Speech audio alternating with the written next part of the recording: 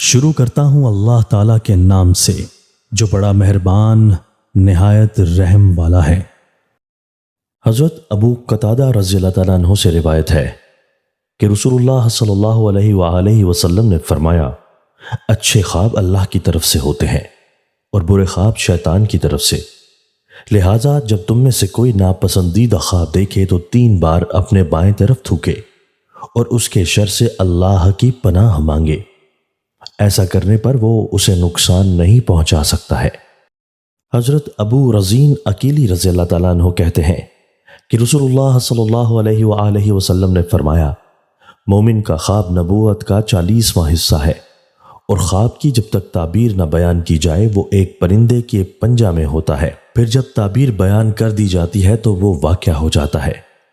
ابو رزین کہتے ہیں، میرا خیال ہے آپ نے یہ بھی فرمایا، خواب صرف اس سے بیان کرو جو عقل مند ہو یا جس سے تمہاری دوستی ہو۔ وضاحت یعنی اس خواب کی تعبیر جب تک بیان نہیں کی جاتی یہ خواب معلق رہتا ہے، اس کے لیے ٹھہراؤ نہیں ہوتا، تعبیر آ جانے کے بعد ہی اسے قرار حاصل ہوتا ہے۔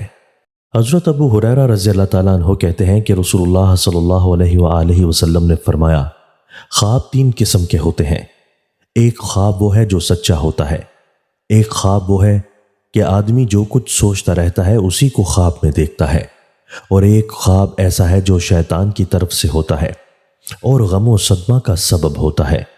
لہٰذا جو شخص خواب میں کوئی ناپسندیدہ چیز دیکھے تو اسے چاہیے کہ وہ اٹھ کر نماز پڑھے۔